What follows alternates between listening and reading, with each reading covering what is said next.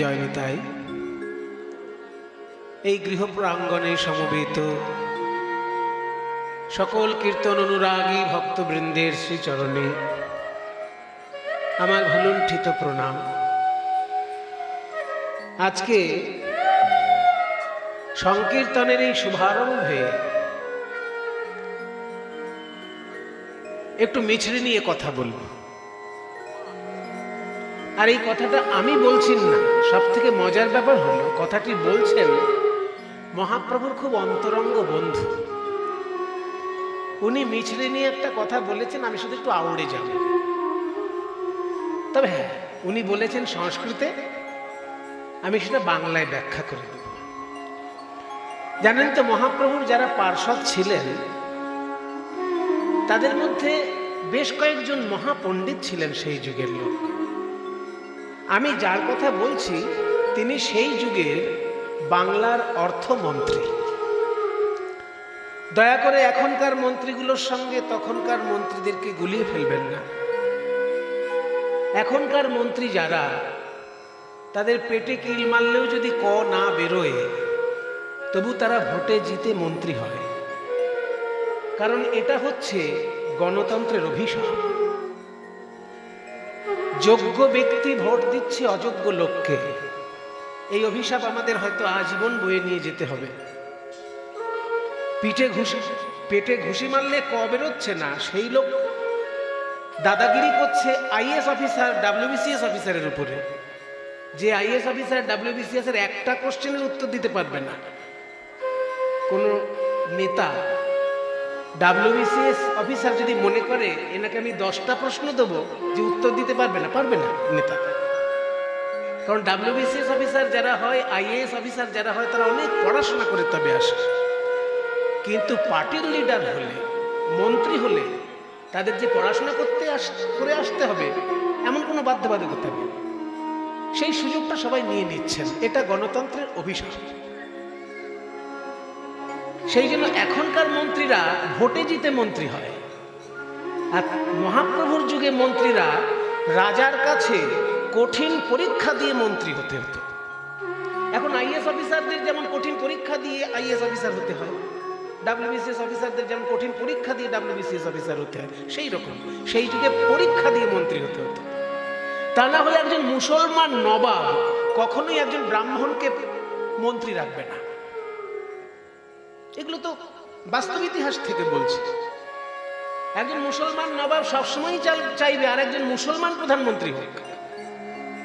কিন্তু নবাব মুসলমান আর তার প্রধানমন্ত্রী হিন্দু ব্রাহ্মণ, তার অর্থমন্ত্রী হিন্দু ব্রাহ্মণ কেন হলো?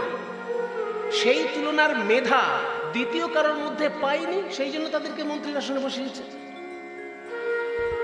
তাই চৈতন্যদেবের সময়ে যিনি প্রধানমন্ত্রী ছিলেন তার নাম সনাতন গোস্বামী, আর যিনি অর্থমন্ত্রী ছিলেন তার নাম রূপ গোস্বামী। সেই রূপ গোস্বামী যখন চৈতন্যদেবের সান্নিধ্য পেলেন, আগে থেকেই তাদের পরিবারে ভক্তি চর্চা ছিল, কিন্তু মহাপ্রভুর সান্নিধ্য পেয়ে তারা যেন প্রেমে ভেসে গেল। সেই মহাপ্রভুর সান্নিধ্যে যে তাদের কাব্যশক্তি বিকশিত হয়েছিল, তার মধ্যে একটা শ্লোক তিনি লিখেছেন, যার প্রথম লাইনেই মিছরির কথা আছে। শ্লোকটা হচ্ছে, স্যাৎ কৃষ্ণ নাম চরিতাদিসিতাপ্য বিদ্যা পিত্তোপতপতরসনস্য ন রুচিকানো কিন্ত্বাদরাদনুদিনং খলু সৈব জুষ্টা স্বাদ্বিক্রমাদ ভবতি তদ্গদমূলহন্ত্রী। এই শ্লোকটি আপনারা কোথায় পাবেন? শ্রী রূপ গোস্বামীর লেখা একটি ছোট্ট বই আছে, তার নাম উপদেশামৃত। এই ছোট্ট বইটার মধ্যে মাত্র 11টা কবিতা আছে। সেই 11টা কবিতার মধ্যে আমি একটা বললাম। শুরুতে বলছে, স্যাৎ কৃষ্ণ নাম চরিতাদিসিতাপি। স্যাৎ মানে যদিও বা হতে পারে, স্যাৎ মানে যদি বা হয়। কৃষ্ণ নাম চরিতাদি সীতা অপি। কৃষ্ণ নাম এবং কৃষ্ণ লীলা এটা মিছরির মতো মিষ্টি হতে পারে। সীতা মানে এখানে মিছরি। আপনারা বলবেন বাবা আমরা রামায়ণ পড়ে জানলাম সীতা হচ্ছে শ্রী রামচন্দ্রের ধর্মপত্নী, আর তুমি কি সব বলছো? ওই সীতা বানান হচ্ছে দন্তেশ্বয় দীর্ঘিত আকার, আর আমি যে সীতাটা বলছি সেটার বানান হচ্ছে দন্তেশ্বয় হর্ষিত আকার। এই সীতা শব্দের অর্থ হচ্ছে উন্নত মানের মিছরি। রূপ গোস্বামীপাদ বলছেন যে শ্রীকৃষ্ণের নাম এবং শ্রীকৃষ্ণের লীলা দুটোই উন্নত মানের মিছরির মতো। মিছরি আর চিনির মধ্যে পার্থক্য কি না, চিনিতে অধিক রোগের সম্ভাবনা আর মিছরিতে রোগের সম্ভাবনা কম। আর মিছরিতে অম্ল দূর করতে পারে, চিনিতে দূর করতে পারে না। মিছরির অনেক ঔষধীয় গুণ আছে যেটা চিনির মধ্যে নেই, সেই জন্য মিছরিটা কিন্তু অন্য জিনিস, চিনির সঙ্গে মিছরিকে গুলালে হবে না। রূপ গোস্বামী বলছেন যে কৃষ্ণ নামটাও মিছরি, কৃষ্ণের লীলাটাও মিছরি, কিন্তু মিছরির টুকরো হলে হবে কি, আমি যখনই খেতে যাচ্ছি আমার তিতে লাগছে। স্যাৎ কৃষ্ণ নাম চরিতাদি সীতাপি অবিদ্যা পিত্তোপতপ্ত রসনস্য ন রুচিকান। বলছে মিছরি খেলেও দেখবেন কখনো কখনো তিতো লাগে। এক একজন আছে না যে কবিরাজের কাছে গিয়ে বলছে কবিরাজ ঠাকুর আমি যা খাই তাই তিতে লাগে। বিয়ে বাড়িতে খেতে গেছিলাম, চাটনি খেতে গিয়ে দেখছি তিতে লাগছে, রসগোল্লা খেতে গিয়ে দেখছি তিতে লাগছে, আর উচ্চ বাজাতে তিতে লাগবে। তখন বলি বাবা তিতেটা রসগোল্লায় নয়, তিতেটা তোমার জিহ্বায় রয়েছে। হ্যাঁ, যদি কারোর পিত্তরোগ হয় তার জিভটাই তিতে হয়ে যায়, যা খাবে তাই তিতে লাগবে। ঠিক তেমনি রূপ গোস্বামী বলছেন যদি কারোর মায়া নামক পিত্তরোগ থাকে, যদি কারোর অবিদ্যা নামক পিত্তরোগ থাকে, তাহলে সেই অবিদ্যা নামক পিত্তরোগগ্রস্ত জিহ্বায় কৃষ্ণ নাম আর কৃষ্ণ লীলা মিছরির মতো মিষ্টি হলেও তিতে লাগতে পারে। স্যাৎ কৃষ্ণ নাম চরিতাদি সীতাপ্য বিদ্যা পিত্তোপতপ্ত রসনস্য ন রুচিকান। পিত্ত উপতপ্ত রসনস্য, রসনা মানে জিহ্বা, আর পিত্ত উপতপ্ত মানে পিত্তের দ্বারা পীড়িত, পিত্তের দ্বারা তপ্ত এই জিহ্বায় কোন পিত্ত? অবিদ্যা পিত্ত। অবিদ্যা মানে অজ্ঞান, মায়া। এই পিত্তের দ্বারা যাদের জিহ্বা তিতে হয়ে আছে তাদের মুখে কৃষ্ণ নাম কৃষ্ণ লীলা মিষ্টি নাও লাগতে পারে। তাহলে করবো কি? বলে তবুও মিছরি খেতে হবে।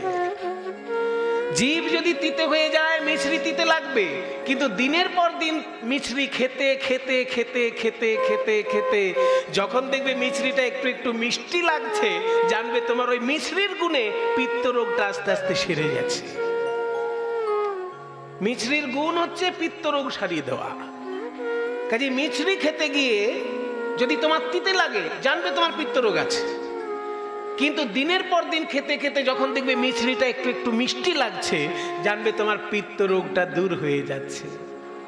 ঠিক তেমনি কৃষ্ণ নাম কৃষ্ণ লীলা এখন হয়তো শুনতে তিতো লাগছে, কিন্তু দিনের পর দিন শুনতে শুনতে যখন তোমার একটু একটু মিষ্টি লাগবে, জানবে মায়া নামক পিত্ত রোগটা তোমার আস্তে আস্তে দূর হয়ে যাচ্ছে। কিন্তু আদরাদ অনুদিনম, রূপ গোস্বামী বলছেন, কিন্তু যদি কারো জিভে তিতে লাগে কৃষ্ণ নাম, আদরাদ মানে আদর করে, অনুদিনম দিনের পর দিন, খলু শৈব জুষ্ঠা, জুষ্ঠা সেই নাম মিছরি বা লীলা মিছরি যদি সে দিনের পর দিন খায়, ভালো না লাগলেও যদি খেয়ে যায়, তাহলে কি হবে? স্বাদবী ক্রমাদ ভবতি, ক্রমশ তার কাছে সুস্বাদু হয়ে উঠবে এবং তদ গদমূল হন্ত্রী, সেই রোগের মূলটাও সারিয়ে দেবে। গদ মানে রোগ, গদমূল মানে রোগের মূল।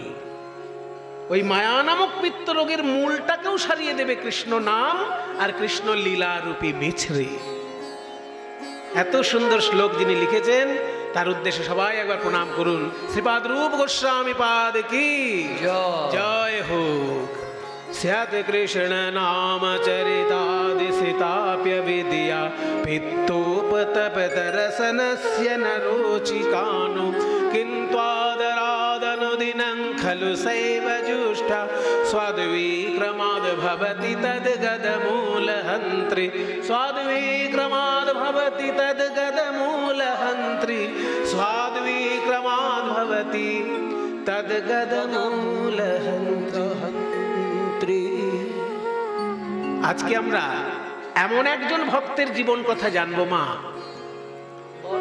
যে ভক্তের মহিমা গতকালকেই ঘটেছিল। গতকালকে স্বয়ং নরসিংহদেবের প্রকটের দিন ছিল। সেই নরসিংহদেব প্রকট হলেন যার কাতর প্রার্থনায়। পদকর্তা কি বলছে? দৈত্যের ঔরসে প্রহ্লাদ জনমী ভুবনে রাখিল যশ, স্ফটিক স্তম্ভেতে প্রকট নরহরি হইল যাহার বশ। তাহলে পদকর্তা যে একটু আগে বললেন যে বড় অবতার ভাই, বড় অবতার, পতিতের বিলাওল প্রেমের ভান্ডার। নিতাই আর গৌর এমন বড় অবতার যে পতিতকে পর্যন্ত প্রেমের ভান্ডার বিলিয়ে দিল। এই উদাহরণ আমরা সত্যযুগেও দেখেছি, যেখানে দৈত্যকুলে জন্মগ্রহণ করেও তিনি ভক্তির আচার্য হয়েছেন। চলুন তার কথা আমরা শোনার জন্য আমাদের মনটাকে একটু সত্যযুগে নিয়ে যাওয়ার জন্য প্রস্তুত হই। পদকর্তা কি সুন্দর বলছেন, গোরায় অবত করুণার কথা, আমার গৌরাঙ্গ করুণার কথা, এক মুখে কহিবারে নারী গো, আমার গৌরাঙ্গ করুণার কথা, গৌরাঙ্গ করুণার কথা কহিবারে নারী গো,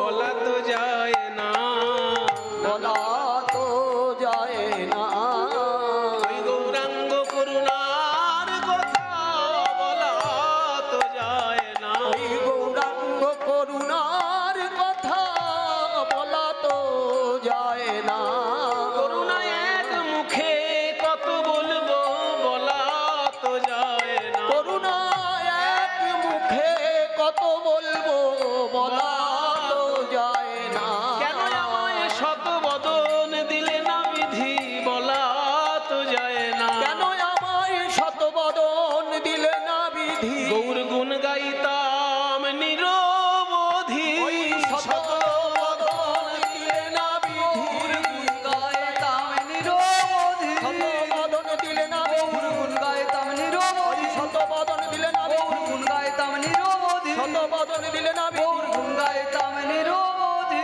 নানা বলা তো যায় না, গৌরাঙ্গ করুণার কথা কহিবারে নারী। ওই দেখো সংকীর্তন মাঝে নাচে, সংকীর্তন মাঝে নাচে, সংকীর্তন মাঝে নাচে, কুলের হারি গো, ওই সংকীর্তন মাঝে নাচে, সংকীর্তন মাঝে নাচে, কুলের হারি গো, তারা বাহু তুলে নাচছে, তারা বাহু তুলে নাচছে, বাহু তুলে নাচছে, কত কুল কামিনী বাহু তুলে নাচছে, ওই কত কুল কামিনী বাহু তুলে নাচছে, মধুর হরি সংকীর্তনে মত্ত হয়ে বাহু তুলে নাচছে, মধুর সংকীর্তনে মত্ত হয়ে ওই বাহ্য স্মৃতি হারাই হরি নামে মত্ত হয়ে, তারা বাহ্য স্মৃতি হারাই, হরি নামে মত্ত, তারা বাহ্য স্মৃতি হারাই, হরি নামে মত্ত, তারা বাহ্য স্মৃতি হারাই, হরি নামে মত্ত হয়ে তারা বাহু তুলে নাচছে, ওই সংকীর্তন মাঝে নাচে কুলের হারি গো। বলছে সর্বলোক ছাড়ে যারে অপযশ বলি, দেবগণ মাগে এবে তার পদধূলি। গৌরাঙ্গের করুণায় সোনার বাংলা কি দেখলো? নারী জাতির মুক্তি দেখলো। মেয়েদেরকে পিছিয়ে রাখা হতো সমাজের সমস্ত কাজে, কিন্তু নিতাই গৌর এমন একটি বৈষ্ণব আন্দোলন বাংলার বুকে আনলেন যে বাংলার মেয়েরা পর্যন্ত, বাংলার নারী সমাজ পর্যন্ত বাংলার শিক্ষা, বাংলার দর্শন, বাংলার সাহিত্য, বাংলার সঙ্গীতের সঙ্গে ওতপ্রোতভাবে যুক্ত হতে পারল। আগেকার দিনে বলতে মেয়েরা আবার পড়াশোনা করবে কি, মেয়েরা শুধু খুন্তি নাড়বে, কিন্তু বৈষ্ণব আন্দোলনে দেখা গেল মেয়েরা শিক্ষিকা হয়েছে। আপনারা শুনলে অবাক হবেন, রবীন্দ্রনাথ ঠাকুরের পরিবারের যারা ছোটবেলায় পড়াশোনা করেছে তাদের বাড়ির মেয়েদেরকে পড়াতে আসতো গোস্বামিনীরা। মেয়েদেরকে পড়ানোর জন্য বৈষ্ণব পরিবারের মহিলারা আসতেন, কারণ বৈষ্ণব পরিবারের মহিলাদের মধ্যে পড়াশোনার চালুটা, পড়াশোনার চর্চাটা খুব গভীরভাবে ছিল। তাই বাংলার নারী সমাজ যে পিছিয়ে ছিল শিক্ষার জগৎ থেকে, সেটা তো বিদ্যাসাগর পরে এনেছেন, রামমোহন রায়ের সহযোগিতা করেছেন, এগুলো সব পরে ঘটেছে। আগে তো নিতাই গৌর, তারা এনে করলেন কি, বৈষ্ণব সমাজের মধ্যে নারীদেরকে পিছিয়ে রাখা চলবে না, ওই জন্য নারীদেরকে অগ্রাধিকার দিলেন তারা। নিত্যানন্দ প্রভু যখন দেহত্যাগ করলেন, তারপরে জাহ্নবা মা বৈষ্ণব ধর্মের হাল ধরেছিলেন। তাহলে নারীর কাছে দীক্ষা নিচ্ছে কত বড় বড় মানুষ, কত বড় বড় পণ্ডিত লোক। তাই বলা হচ্ছে যে নারীদের যে একটা মুক্তি, সেটাও ঘটলো এই বৈষ্ণব আন্দোলনের ফলে, যেটা আগে ভাবাই যেত না বাংলার মুখে। তাই গৌরাঙ্গ করুণার কথা বলিবারে নারী, সংকীর্তন মাঝে নাচে কুলের বৌহারি। আরো শুনবে, ছোট জাতের মানুষকে অসম্মান করা হতো, কিন্তু মহাপ্রভুর বৈষ্ণব আন্দোলন এসে ছোট জাত বড় জাত সবাইকে একাকার করে দিল। হরিদাস ঠাকুর মুসলমান পরিবারে জন্ম নিয়েছিলেন, কিন্তু তাকেও মহাপ্রভু কোলে করে নৃত্য করেছেন। পুরীধামে যখন তিনি দেহত্যাগ করলেন, মহাপ্রভু তাকে কোলে করে নৃত্য করে নিজে হাতে সমাধি দিয়েছেন। এটা ভাবা যায়? পুরীর মতন জায়গায় মহাপ্রভু নিজে হাতে কোলে করে হরিদাসকে নিয়ে নাচছেন। ছোট জাত বড় জাত সব মুছে দিলেন আমার নিতাই গৌর এসে। তাই বলছেন, সর্বলোকে ছাড়ে যারে অপযশ বলি। ছোট লোকের ছোঁয়া যদি লাগে আমি অসুচি হয়ে যাব, ছোট জাতের ছোঁয়া যদি লাগে আমাকে গিয়ে স্নান করতে হবে, এরকম একটা সমাজ আমাদের ছিল। কিন্তু নিতাই গৌর আসার ফলে কি হলো, যারা নিম্নবর্ণের মানুষ তারাও এসে আচার্যের সম্মান পেতে লাগলেন। এমনকি ব্রাহ্মণগণ পদ লেখার সময় পদের পাশে নিজের নামের পাশে দাস লিখতে শুরু করতেন। এটা কোনোদিন ভাবা যায়? আগেকার দিনে দাস লিখত শূদ্র জাতির লোকেরা, ব্রাহ্মণরা লিখতেন শর্মা, ক্ষত্রিয়রা লিখলেন বর্মা, বৈশ্যরাও লিখলেন বর্মা, আর শূদ্র জাতির লোকেরা লিখতেন দাস। কিন্তু পদাবলী সাহিত্যে যেসব ব্রাহ্মণগণ পদাবলী রচনা করেছেন, তারা নামের পাশে দাস শব্দটা লিখেছেন। যেমন যদুনন্দন দাস, তার আসল নাম যদুনন্দন চক্রবর্তী, কিন্তু তিনি যখনই পদ লিখছেন দ্বিজ যদুনন্দনে কয়, দ্বিজ যদুনাথে কয়, এরকম ভাবে যখন নাম দিচ্ছেন পদে, দেখছেন পদে খুব ভাব ফুটছে না। একদিনকে স্বপ্নে দেখলেন যে রাধারানী স্বয়ং বলছেন যে, ওগো যদুনন্দন, তুমি ব্রাহ্মণ বলে তোমার দ্বিজ শব্দটা বারবার লিখছো, এই অভিমানটা প্রকাশ পাচ্ছে, তুমি দ্বিজের জায়গায় দাস লেখো, তাহলে আর অভিমানটা প্রকাশ পাবে না। তাই পরের থেকে আর দ্বিজ না লিখে তিনি যদুনন্দন দাস, যদুনাথ দাস নামে পদাবলী লিখতে লাগলেন। তাহলে ব্রাহ্মণ তার অহংকার ছেড়ে নিচে নেমে আসলো, আর অব্রাহ্মণ যারা অপমানিত হচ্ছিল, তারা আচার্যের আসন পেয়ে সমাজের উপরে স্থান পেল। এই হলো বাংলায় বৈষ্ণব ধর্মের মহাপ্রভাব। শুধু কি তাই? ওই দেখো, যারে দেখে তারে বলে বলে লহরি নাম গো, যারে দেখে তারে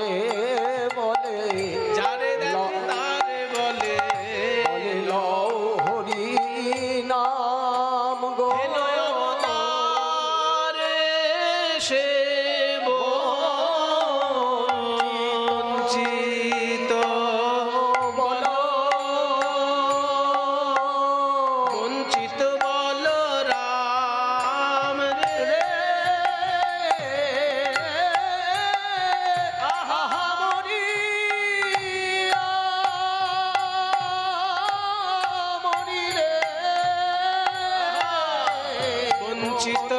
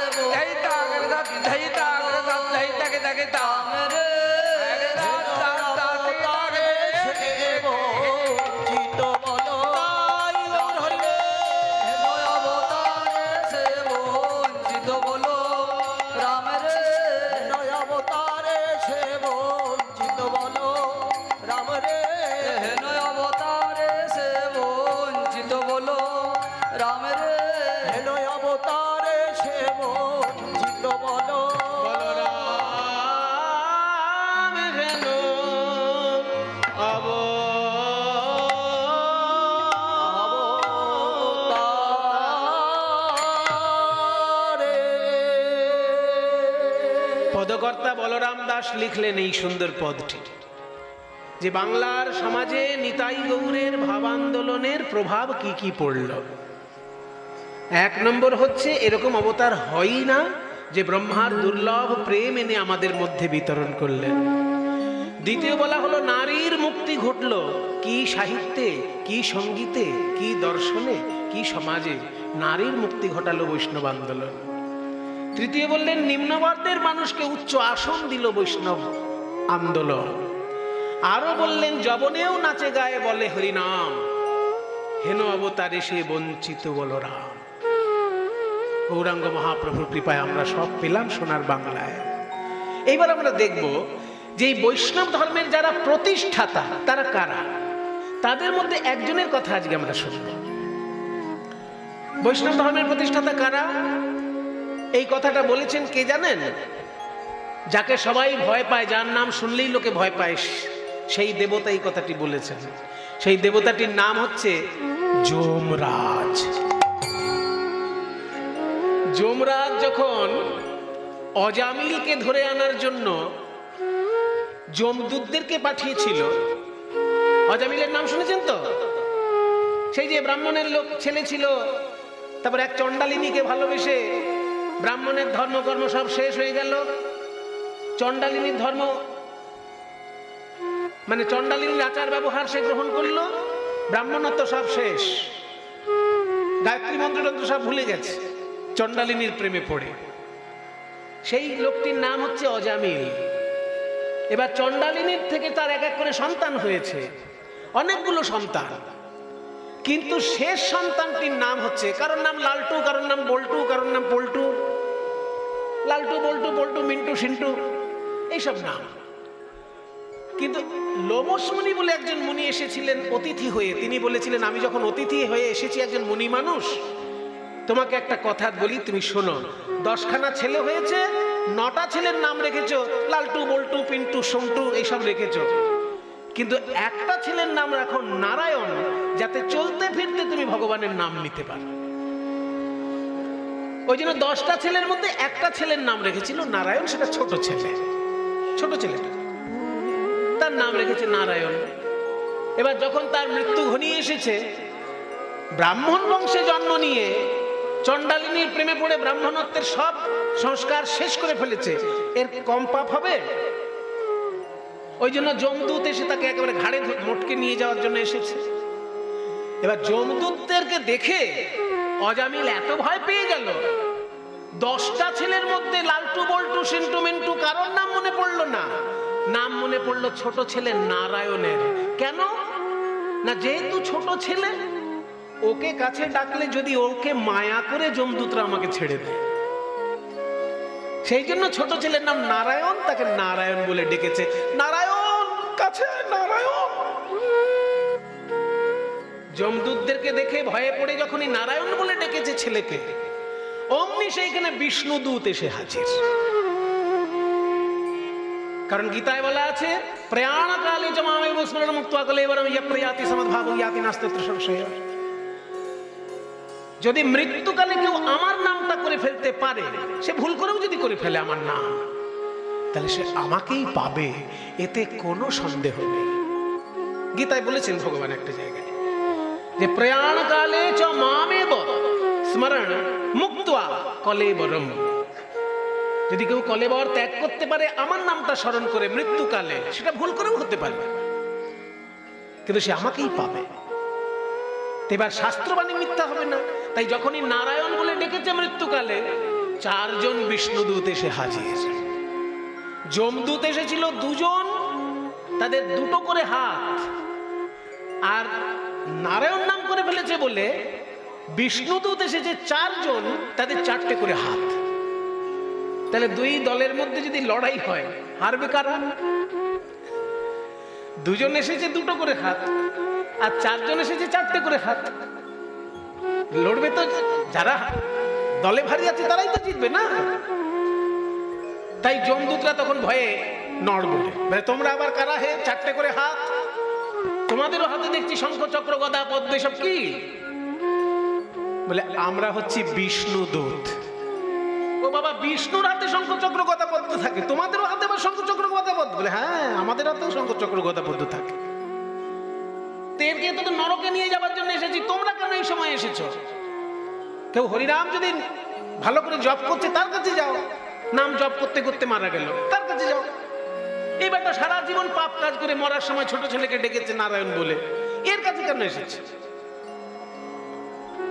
তখন বিষ্ণুদূত বললেন, শোনো, ও সারা জীবন মহা মহা পাপ করেছে, একেবারে ঠিক কথা। চণ্ডালিনীর মন রাখতে গিয়ে ব্রাহ্মণের ছেলে হয়ে প্রথম কথা মন্ত্রতন্ত্র সব ভুলে গেছে। এমন পাপ নাই করে নাই, এমন পাপ নেই ও করেনি চণ্ডালিনীর মন রাখতে গিয়ে। সে যে পাপ অনেক করেছে, কিন্তু ওই যে মৃত্যুকালে হরি নাম করেছে, ওই জন্য আমাদের কিছু করার নেই, ওকে নিয়ে আমরা বিষ্ণু লোকে যাব। বলি আবার কি ঢঙের কথা? সারা জীবন পাপ করেছে, মরার সময় একবার নারায়ণ বলেছে বলে বিষ্ণু লোক? বলে হ্যাঁ। এ কোন শাস্ত্রে লেখা আছে? বলে আছে, সব জায়গায় থাকে না, এটা ভাগবত ধর্মের বিধান। সাধারণ মানুষ যে ধর্ম মেনে চলে তাকে বলে মানব ধর্ম, আর মৃত্যুকালে হরিনাম করলে সব পাপ ক্ষমা হয়, এটা যে ধর্মে বলে সেই ধর্মটার নাম ভাগবত ধর্ম। ভাগবত ধর্মের নিয়ম অনুসারে আমরা একে বিষ্ণু লোকে নিয়ে যাব, আর মানব ধর্মের নিয়ম অনুসারে তুমি কিন্তু একে নরকে নিয়ে যেতে পারো। তাহলে লড়াই করো, যে জিতবে সে নিয়ে যাবে। মানব ধর্ম জিতবে না ভাগবত ধর্ম জিতবে? আমরা 4 জন আছি, তোমরা 2 জন আছো, আমাদের 4টে করে হাত, তোমাদের 2টো করে হাত। বলে বাবা, এই অসম লড়াই করে কোনো লাভ নেই। এই চল আমরা যমরাজার কাছে গিয়ে জিজ্ঞাসা করি যে এরকম কোনো ব্যাপার আছে কি না, যে মৃত্যুকালে হরিনাম করলে তার পাপের ক্ষমা আছে, তার কাছে তাহলে কখনো যাবোই না। চল যমরাজার কাছে গিয়ে জিজ্ঞেস করি। তখন যমরাজার কাছে গিয়ে যমদূতরা বলছে কাঁদো কাঁদো মুখে যে একটা প্রশ্ন নিয়ে এসেছি হুজুর আপনার কাছে। বলো কি প্রশ্ন? কতি সন্তিহ শাস্তারঃ, কতি সন্তিহ শাস্তারঃ, মানে এই জগতে শাসক কজন? আমরা তো জানি শাসক আপনি। কেউ ধর্ম করলে তাকে স্বর্গে পাঠান, পাপ করলে তাকে নরকে পাঠান। সারা জীবন পাপ করেছে, সেই জন্য আমরা গেছি তাকে যমলোকে আনার জন্য। আর এই অজামিল মৃত্যুকালে হরিনাম করেছে, তাকে নিয়ে যাওয়ার জন্য 4 জন কোথাকার 4 শঙ্খ চক্র গদা পদ্মধারী এসে হাজির। বলে আমরা নাকি বিষ্ণুদূত। বলে শোন, তোরা ওদের সঙ্গে আবার বেশি ঝগড়া করিস নি তো? না না, বেশি ঝগড়া করিনি, ওই অল্প কথা কাটাকাটি হয়েছে। যাক, বেঁচে গেছিস। ঝগড়াতে যাবি না, লড়াইতে যাবি না ওদের সঙ্গে, কারণ ওরা হচ্ছে শ্রী বিষ্ণুর পার্ষদ। এই জগতে ধর্ম 2 রকমের। সাধারণ মানুষ যেটা মেনে চলে সেটার নাম মানব ধর্ম। মানব কেন না, মনু থেকে এই ধর্ম এসেছে। মনু সংহিতা, ওই মনু থেকে এই ধর্ম এসেছে বলে তার নাম মানব ধর্ম। আর যেটা অসাধারণ ধর্ম একটা পৃথিবীতে আছে, যার কিছু কিছু নিয়ম ধর্মর সঙ্গে মিলবে না। সেই ধর্মটার নাম হচ্ছে ভাগবত ধর্ম। ভগবানের ভক্ত যারা, তারা মেনে চলেন এই ধর্মটা, ওই জন্য এর নাম ভাগবত ধর্ম। ভাগবত শব্দের অর্থ হচ্ছে ভগবত সম্পর্কীয়, ভগবত সম্পর্কীয় ধর্ম, তাই ভাগবত ধর্ম। বুঝলাম তো, কিন্তু এই ধর্মটা আবার কেমন ধর্ম, এর প্রতিষ্ঠাতা কারা? এইখানে যমরাজ বলছেন যে এই ভাগবত ধর্মের প্রতিষ্ঠাতা হচ্ছে 12 জন। এইখানে যমদূতদেরকে বোঝানোর জন্য যমরাজ বলছেন এই ভাগবত ধর্ম যারা প্রতিষ্ঠা করেছেন জগতে, তারা সংখ্যায় হলেন 12 জন। শুনে রাখ, সেই 12 জনের নামে রোজ প্রণাম করবি। স্বয়ম্ভূর নারদ শম্ভু কুমার কপিল বলির বৈয়া সখীর ব্যাস, বলির বৈয়া সখীর বল। স্বয়ম্ভূর নারদ শম্ভু কুমার কপিল প্রহ্লাদ জনক ভীষ্ম বলির বৈয়া সখীর বয়, বলির বৈয়া সখীর বয়ম, বলির বৈয়া সখীর বয়। প্রহ্লাদ জনক ভীষ্ম বলির বৈয়া সখীর বয়ম। বৈষ্ণব ধর্মের প্রতিষ্ঠাতা 12 জনের নাম বলা হলো এই সংস্কৃত শ্লোকটায়। 12 জনের নাম বলছি, আপনারা পারলে মুখস্থ করে নেবেন, কারণ এগুলো খুব জানার জিনিস বাবা। কীর্তন শুনতে গেলে আমার ঝাঁটা জুতোর তত্ত্ব শুনে বাড়ি চলে এলাম, ওতে খুব একটা ভক্তি লাভ হবে বলে আমার মনে হয় না। এইগুলো হচ্ছে তত্ত্ব কথা, যে ভাগবত ধর্মের প্রতিষ্ঠাতা কারা, বৈষ্ণব ধর্মের প্রতিষ্ঠাতা কারা। 12 জন, তাদের নামটা যদি মুখস্থ করতে পারেন আপনারই মঙ্গল হবে। প্রতিদিন যখন আহ্নিকে বসবেন, যখন মন্ত্র জপ করতে বসবেন, একবার তাদের নামে শুধু প্রণাম জানিয়ে নিলেই জীবন ধন্য। সেই 12 জন কারা? স্বয়ম্ভু। 1 নম্বর হচ্ছে স্বয়ম্ভু। স্বয়ম্ভু মানে যিনি নিজে নিজে জন্মেছেন, অর্থাৎ ব্রহ্মা। বিষ্ণুর নাভি পদ্ম থেকে তিনি নিজে নিজে জন্মগ্রহণ করেছেন, ওই জন্য তার নাম স্বয়ম্ভু। 1 নম্বর। 2 নম্বর হচ্ছে নারদ, নারদ মুনি, ইনিও আর একজন প্রতিষ্ঠাতা। 3য় জন হচ্ছে শম্ভু। শম্ভু মানে এটা কাউকে বলতে হবে না, হ্যাঁ, মায়েরা তো বিশেষ করে জানবেন, কারণ শিবরাত্রিতে মায়েরা কত ব্রত করেন, কত কঠিন ব্রত করেন শিব ঠাকুরের জন্য তার মায়েরা। তাহলে শম্ভু মানে শিব ঠাকুর, স্বয়ম্ভু, নারদ, শম্ভু। তারপর হচ্ছে কুমার। কুমার মানে, কুমার শব্দের অর্থ কি? যাদের বিয়ে হয়নি তাদেরকে কুমার বলে না, যে বিবাহিত না কুমার। তাহলে কুমার মানে যাদের বিয়ে হয়নি। ব্রহ্মার 4টি ছেলে আছে যারা বিবাহ করেননি, সন্ন্যাস জীবন পালন করেছেন আজীবন। জন্মগ্রহণ করেই তারা আজীবন ব্রহ্মচর্য পালন করেছেন। সেই 4টি ছেলের নাম হচ্ছে, সবারই নাম দন্তে স দিয়ে শুরু, ওই জন্য তাদেরকে একসঙ্গে বলা হয় চতুষ্ষণ। সবারই নাম দন্তে স দিয়ে শুরু বলে একজন একসঙ্গে 4 ভাইকে বলা হয় চতুষ্ষণ। নামগুলি হলো সনক, সনাতন, সনন্দ, সনত কুমার। এই 4 জন হচ্ছে কুমার। তাহলে স্বয়ম্ভু, নারদ, শম্ভু, কুমার। তারপর কে? কপিল। কপিল মুনির নাম শুনেছেন? সেই যে যিনি যোগ তত্ত্ব বিশ্লেষণ করেছেন, মাকে শিক্ষা দিয়েছেন জ্ঞান। আমাদের দেশে এমন অবতার আসে যারা মাকেও শিক্ষা দেয়, মায়ের কোলে শিক্ষা পেয়ে আমরা বড় হই, কিন্তু আমাদের দেশে এমন অবতার এসেছেন যারা জন্ম নিয়ে মাকেও শিক্ষা দিয়েছেন। কপিল দেবের মায়ের নাম ছিল দেবহূতি। দেবহূতি জিজ্ঞাসা করেছিল যে তুই তো ভগবানের অংশ হয়ে জন্ম নিয়েছিস, আমাকে একটু তত্ত্ব কথা শোনা বাবা, যাতে আমার এই জীবনেই মুক্তি লাভ ঘটে। তখন একের পর এক তত্ত্ব কথা কপিল মাকে বলেছিল। এই কপিল মুনির আশ্রম আমাদের বাংলায় আছে, সারা ভারতবর্ষের লোক সেখানে প্রণাম করতে আসে। কোন জায়গায়? এই তো ঠিক বলেছেন, সারা ভারতের লোক বলে হর তীর্থ বার বার, গঙ্গা সাগর এক বার। পৃথিবীর যত তীর্থ আছে বারবার গিয়ে যা পুণ্য লাভ হয়, গঙ্গাসাগরে একবার যেতে পারলেই সেই পুণ্য লাভ হয়। এই গঙ্গাসাগরে যে মুনির আশ্রম প্রতিষ্ঠিত, তিনি হচ্ছেন কপিল মুনি। তাহলে স্বয়ম্ভু, নারদ, শম্ভু, কুমার, কপিল, তারপর মনু। একটু আগে বললাম মনু সংহিতা রচনা করেছেন যিনি, তিনিও কিন্তু 12 জনের মধ্যে একজন। তাহলে 12 জনের মধ্যে তিনিও কিন্তু একজন পড়ছেন, কুমার, কপিল, মনু। তারপরেই প্রহ্লাদ,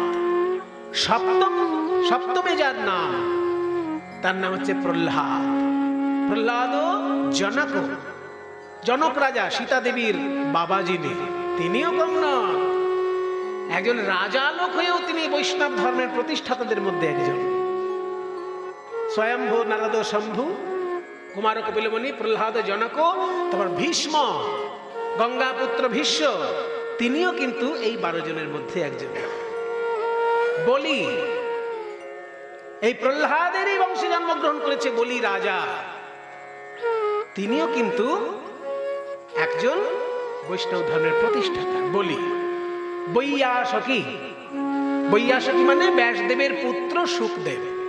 বৈয়াসকি মানে ব্যাসদেবের পুত্র অর্থাৎ সুখদেব, তিনিও 12 জনের মধ্যে একজন। তাহলে এতক্ষণ পর্যন্ত কটা হলো?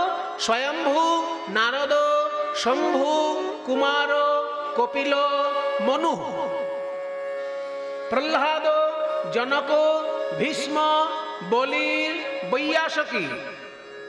কটা হলো অব্দি?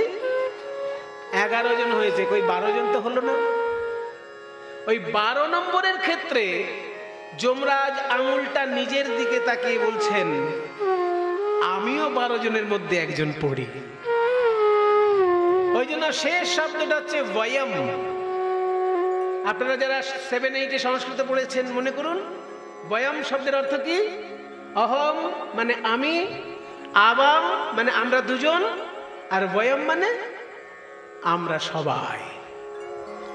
অহম মানে আমি, আবাম মানে আমরা দুজন, আর বয়ম মানে আমরা সবাই।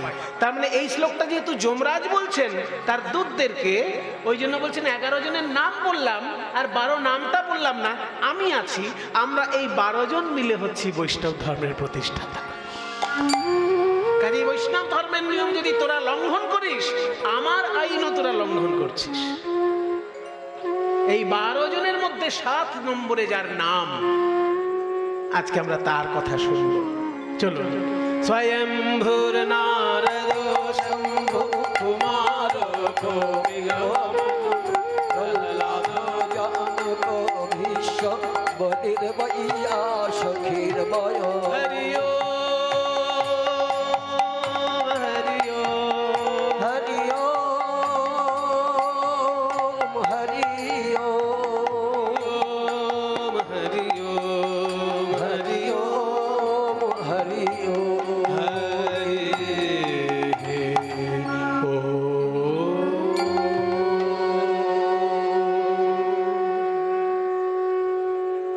সত্যযুগ হলো সৃষ্টি তত্ত্বের যুগ। যখন সত্যযুগে একের পর এক সৃষ্টি হচ্ছে, ভালো ভালো সম্প্রদায়ের যেমন সৃষ্টি হচ্ছে, শক্তিশালী সম্প্রদায়েরও সৃষ্টি হচ্ছে। শক্তিশালী সম্প্রদায়দের মধ্যে কেউ হচ্ছে দৈত্য, কেউ হচ্ছে দানব, কেউ হচ্ছে রাক্ষস। এই সবাই কিন্তু এক ধরনের নয়। আমরা বাঙালিরা উচ্চারণের সময় একই বলি, দৈত্য, দানব, রাক্ষস। কিন্তু দৈত্য আলাদা, দানব আলাদা, আর রাক্ষস আলাদা। দৈত্য কারা? না, যারা দিতির গর্ভে জন্মগ্রহণ করেছেন। কশ্যপ রাজার, কশ্যপ ঋষির একাধিক স্ত্রী আছে। অনেকের গোত্র আছে না, কাশ্যপ গোত্র আছে আপনাদের মধ্যে? কারণ আছে কাশ্যপ গোত্র। তাহলে কাশ্যপ গোত্রটা এসেছে কশ্যপ ঋষি থেকে। ওই কশ্যপ ঋষির কিন্তু একাধিক স্ত্রী ছিলেন, এবং এই একাধিক স্ত্রী থেকে একাধিক রকমের প্রজাতি জন্মগ্রহণ করেছে এই পৃথিবীতে। ওই কশ্যপ ঋষির স্ত্রী অদিতি, তার থেকে 12 জন দেবতা জন্মগ্রহণ করেছে। দেখুন, বাবা একজন, মা আলাদা। একজন মায়ের গর্ভে দেবতা জন্মাচ্ছে, আর একজন মায়ের গর্ভে দৈত্য জন্মাচ্ছে। কি অদ্ভুত সৃষ্টি তত্ত্ব! ওই জন্য বলছে মানসিকতাটার উপর নির্ভর করে সন্তান। মনে করুন একজন মা একাদশীতে উপোস করে দ্বাদশীর দিন প্রসাদ গ্রহণ করেছে, তারপর স্বামীর সঙ্গে মিলিত হয়ে যে সন্তানটা হবে, তার সন্তান কেমন হবে? আর সেই স্বামীটারই যদি আর একজন স্ত্রী থাকে যে হানিমুনে গিয়ে সারা রাত্রির রঙিন রঙিন জল পান করেছে, তারপর একটা সন্তান জন্ম হয়েছে, সেই সন্তানটি কেমন হবে? দুটো সন্তান কি একই প্রকৃতির হবে? স্বামী একজন হলেও মায়ের জন্য সন্তান পাল্টে যাচ্ছে। স্বামী তো একই থাকছে, কিন্তু মায়ের আচরণ যদি ঠিক পথে না থাকে তাহলে সন্তান পাল্টে গেল। তার সব থেকে বড় প্রমাণ হচ্ছে কশ্যপ ঋষির পরিবার। এই কশ্যপ ঋষির এক স্ত্রীর গর্ভে জন্মাচ্ছে 12 জন দেবতা, যাকে আমরা একসঙ্গে দ্বাদশাদিত্য বলে দিই। দ্বাদশাদিত্যের দুটো অর্থ হয়, এক হচ্ছে সূর্যের 12টি রূপ, আর আরেকটি অর্থ হচ্ছে 12 জন অদিতির পুত্র। অদিতির পুত্র বলে আদিত্য, আর দিতির পুত্র বলে দৈত্য। সোজা বাংলা ব্যাকরণ। দিতির পুত্র তাই দৈত্য, আর অদিতির পুত্র তাই আদিত্য। অদিতির গর্ভে জন্মগ্রহণ করলো 12 জন দেবতা, স্বামী কশ্যপ ঋষি। আবার দিতির গর্ভে জন্মগ্রহণ করলো 2 জন দৈত্য, স্বামী কিন্তু সেই কশ্যপ ঋষি। অদ্ভুত ব্যাপার।